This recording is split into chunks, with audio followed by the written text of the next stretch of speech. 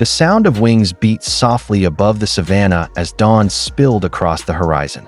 The first light was tender, stretching long shadows over the grassland, painting every blade in golden fire. It was the hour when night surrendered its hold and the wilderness stirred awake. Birds called out in uneven chorus, insects whispered beneath the grass, and a warm breeze carried the smell of dust and water. From a distance, the land looked endless, calm, and eternal. But here, where life is balanced on the edge of survival, even peace was fragile. At the center of this rising day, a baby rhino stumbled forward on uncertain legs. Its tiny horns had barely begun to form, its round body still soft with youth. Every step it took seemed to test the ground as though the earth itself was new. It splashed clumsily into the shallow rim of a waterhole, sending ripples racing out in circles, the surface catching the light like broken glass. The calf lifted its head, blinking at the brilliance of morning, then lowered its muzzle into the water and blew bubbles. A sound so small and joyful it cut through the vast silence of the plains. Not far behind, the mother followed. She was everything the calf was not: massive, weathered, her body mapped with scars that told the story of old battles. Her hide was cracked with the dust of many seasons, her eyes dark pools of warning and memory. She kept her head low, swinging from side to side, her ears twitching with each distant sound. For the calf, the world was still play. For her, it was danger cloaked in stillness. Every shadow was watched. Every breeze carried a question. And though she never relaxed, her presence alone was the calves' shield. Around them, the rest of the herd moved in slow rhythm. The ground trembled faintly under their weight, each step sending small clouds of dust curling into the air. Their tusks caught the sun, gleaming like pale ivory fire, and their thick skin seemed carved from stone. They were a fortress of living muscle, an ancient wall of protection. Yet even inside this wall, the calf's fragility was plain, its small body pressed against the sheer enormity of life around it. One mistake, one slip, could bring the world crashing, and a low rumble echoed from the mother's chest, a sound too deep for human ears to fully hear. But the calf answered with a high squeak, playful and trusting. It pressed closer to her side for a moment before springing forward again, splashing the water as though the whole savanna existed for its joy. The mother stayed close, her body casting a shadow over the calves, a reminder that protection and love were one and the same. From the ridge above, a dusty jeep rolled slowly into view. Its engine hummed low, tires crunching against dry soil. At the wheel sat Sarah, a ranger who had walked these lands for years. Her face was lined not by age, but by sun, dust, and the weight of duty. She carried binoculars at her chest, a satchel across her shoulder, and a rifle strapped behind her seat, not a weapon of cruelty, but of necessity. Her eyes scanned the savanna with practiced sharpness, noting every shift in the grass, every flock of birds disturbed from the ground. Yet when they settled on the baby rhino, her features softened. For a moment, the harshness of survival gave way to something tender, almost maternal. Sarah knew what dangers lay beyond the horizon. She had seen rhinos slaughtered for their horns, had walked among carcasses with the air still thick with gunpowder and grief. To her, every calf was more than a life, it was hope. And this calf, playful and unaware, was a reminder of why she remained here, risking everything. The herd pressed onward, dust rising with each step, sunlight pouring across their backs. From a distance, they looked unstoppable, eternal, but the land itself whispered otherwise. For across the plain, faint and distant, came the echo of gunfire. It was soft, almost swallowed by the wind, but Sarah heard it. The mother rhino felt it too, the way her ears flicked sharply, the way her head lifted and froze, nostrils flaring. The calf, still blowing bubbles, did not. Innocence shielded it, but only for now. The herd shifted uneasily, their calm rhythm broken. Dust hung thicker in the air, and the silence stretched long between bird calls. Sarah gripped the wheel tighter, her body tense. Somewhere out there, beyond her sight, men with rifles moved like shadows. Somewhere, the savanna was being broken by violence. The calf splashed again, droplets sparkling in the sun like tiny diamonds. It squealed, turning back toward its mother as if to show her the game. She stepped closer, brushing her muzzle against its back, a quiet gesture of comfort. It leaned into her, content, and for a moment, time seemed to hold its breath. But Sarah knew this calm was only a veil. Every story in the wild begins with peace, but peace here never lasts. She reached for her binoculars, scanning the horizon. The grass swayed in golden waves. The trees stood silent in the distance, and above them, vultures circled higher than they should at this hour. She lowered the glass slowly, her chest heavy with the weight of knowing what was coming. The mother rhino rumbled again, the sound rolling low through the calf's body. It was both warning and lullaby, a language older than memory. The calf squeaked once more, playful and trusting, pressing itself beneath the vast shadow of its mother. Sarah watched them, her eyes caught between awe and dread. Her heart already bracing for what the savannah was about to demand. The sun climbed higher. The heat thickened, and the world seemed wrapped in stillness. Yet within that stillness, danger moved unseen. Somewhere in the tall grass, men were waiting. Somewhere, the fragile bond between mother and child would be tested in ways neither could imagine. For now, though, the baby lived in light. Its tiny body pressed against the great wall of its mother, safe in the circle of her shadow. Around them, the herd carried on, the dust rose, and the savannah exhaled in quiet rhythm. But beneath it all, like thunder rolling too far away to see, the storm was already on its way.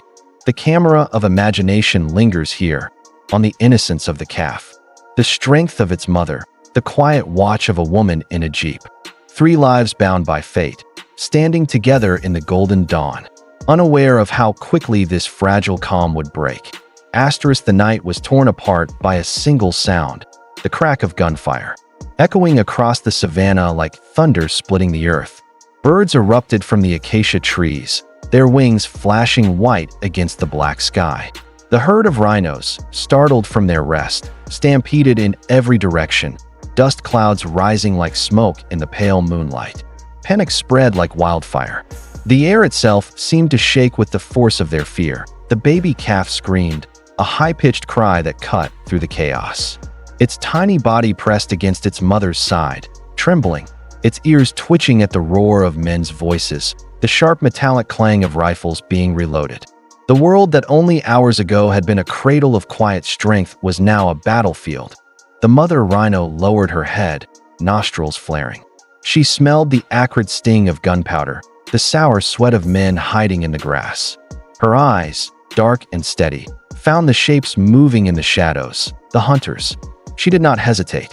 With a roar of dust and muscle, she charged. The ground shook beneath her weight, each step pounding like war drums in the night. Her horn cut the air, a weapon honed by nature for moments like this. The poachers opened fire again. Sparks flashed. Bullets ripped into her thick hide.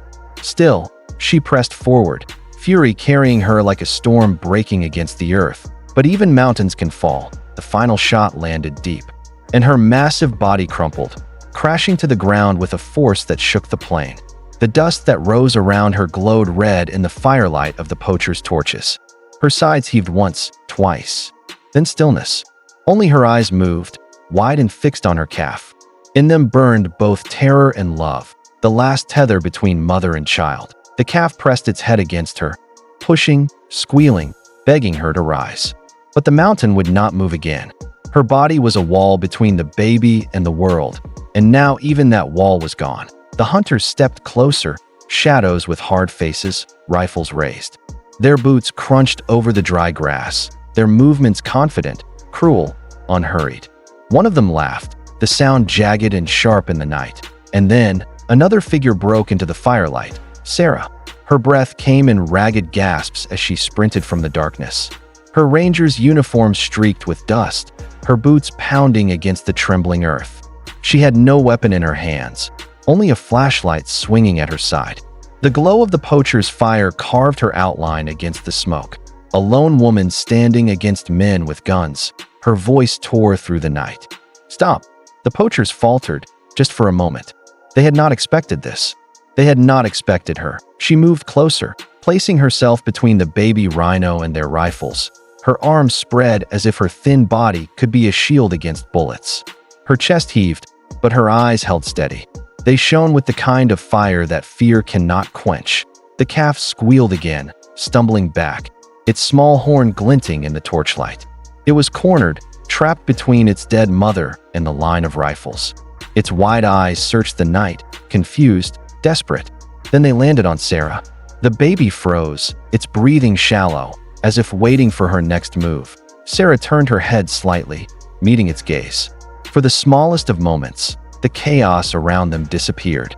It was only her and the calf. A silent message passed between them, unspoken but understood. "I am here. Hold on." The poachers shouted, their voices rising with anger. One raised his rifle again. Sarah stepped forward, closer, her arms still wide, her voice trembling but unbroken. "You'll have to go through me." The tension pulled tight, like a rope stretched to the point of breaking. Dust swirled in the torchlight. The calf whimpered, pressing its head against her leg, seeking safety it barely understood. Time slowed. The hunters' faces twisted in the firelight, caught between greed and hesitation. The rifles glinted. Sarah's breath came in quick bursts, but her feet did not move. She was a fragile figure before them, yet in that moment she was unshakable, as immovable as the fallen rhino behind her. Then, silence. The poachers did not fire. Not yet, but the threat lingered in the heavy night air, thick and suffocating. The calf shifted closer to Sarah, its flank brushing against her. She reached down, her trembling hand brushing against its rough hide. It flinched, then pressed harder against her palm. Trust was born in that heartbeat, fragile but fierce, a bond carved from desperation. But trust could not stop bullets. A shout split the night, followed by the sound of footsteps. Other rangers, drawn by the gunfire, burst into the clearing. Their headlights cut through the darkness, slicing the shadows wide open. The poachers turned, cursing, scattering like wolves caught in daylight. Their boots thudded against the earth, their rifles vanishing into the tall grass as they fled. The silence they left behind was deafening. The fire crackled low. Dust hung thick in the air. The herd of rhinos, what remained of them, had vanished into the darkness. Only Sarah, the calf, and the lifeless body of its mother remained. Sarah knelt, her chest rising and falling in shudders, her hand never leaving the calf's side. The baby leaned into her, its small cries muffled, broken, echoing with grief too heavy for its tiny frame. She pressed her forehead to its rough skin, whispering words it could not understand but might still feel. "You are not alone." The moonlight washed over the scene, cold and silver, softening the edges of death and dust. The calf's cries quieted into small breaths, its body trembling but alive. The night was not silent, not truly.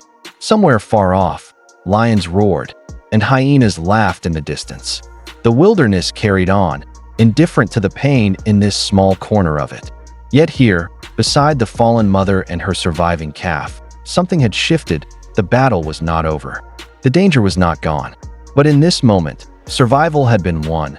Fragile and fleeting though it was, Sarah closed her eyes, her hand pressed firmly against the calf, her other hand clenched in the dust beside the rhino's still body. Between them, in the glow of moon and fire, the story of love, loss, and defiance was written into the soil. The baby stood close to her, leaning into her shadow, trembling but breathing. For now, that was enough.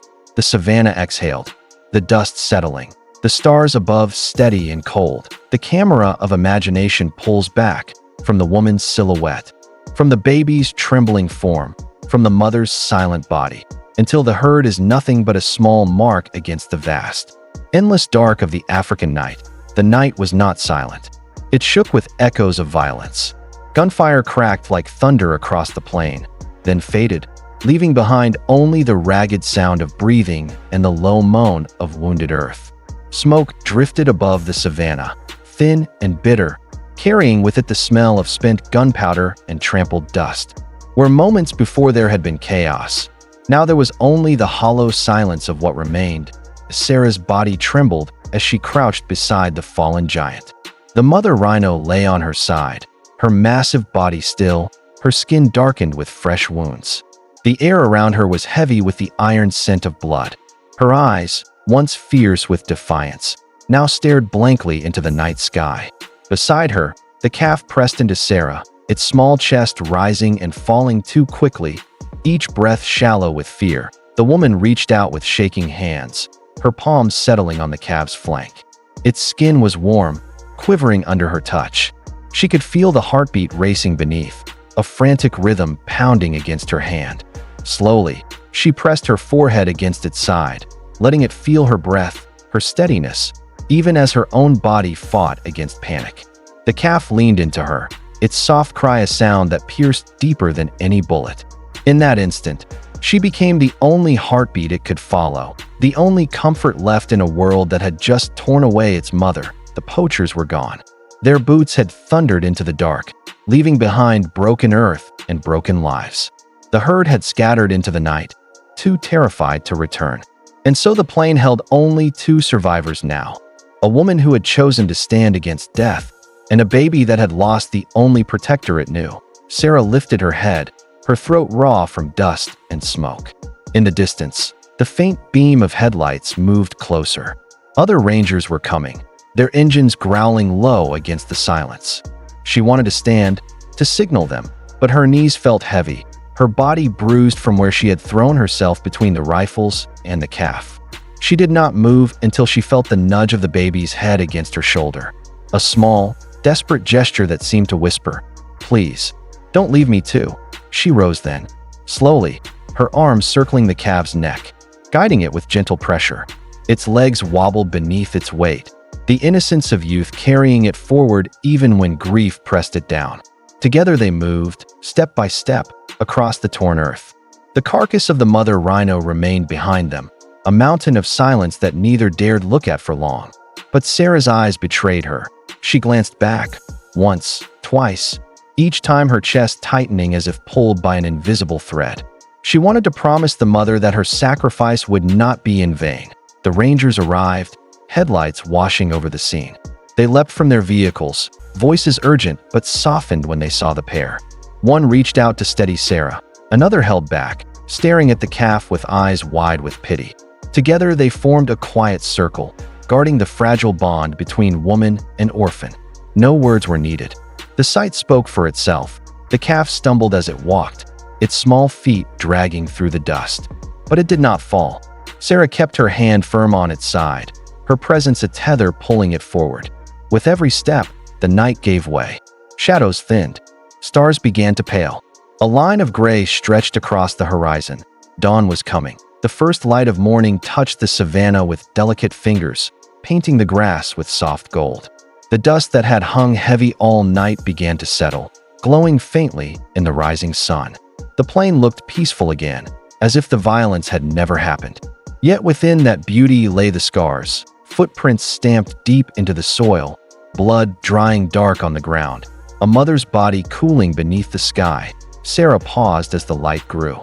The calf pressed against her leg, its ears twitching at every sound, its eyes wide with confusion and grief. She crouched once more, meeting its gaze. In its eyes, she saw both innocence and unbearable loss, a mirror of her own heart. She touched its cheek with her hand, her fingers brushing the rough skin. "You're not alone," she whispered, though her voice broke on the words. The calf answered not with sound, but with a slow, shuddering breath. It leaned into her hand and held still, as if, for a moment, the two were bound by something beyond species, beyond words. It was the simplest truth of survival, a heartbeat to follow, a shadow to walk beside. The rangers guided them toward the truck. The calf resisted at first, pulling back, its body trembling as it searched the plain for the mother it could not find. Sarah held firm, her voice low, calming, each note carrying the weight of a promise. At last, the calf stepped forward again, trusting the human who had stood in the fire for it. The sun broke fully over the horizon, spilling light across the savanna. Shadows stretched long and soft, wrapping the world in a new day. The camera of the imagination pulls wide now, rising above the small group, showing the endless wilderness, golden grasses bending in the wind, birds lifting in sudden bursts, the land itself moving as if alive. It is a place of ancient beauty, but also of deep sorrow, where life and death walk side by side. Sarah walked at the calf's side, her figure small against the vast landscape. Each step was heavy with the memory of what was lost, yet also lightened by the fragile hope of what might still be saved. The calf stumbled once more, nearly falling, but she caught it, steadying it with her hands.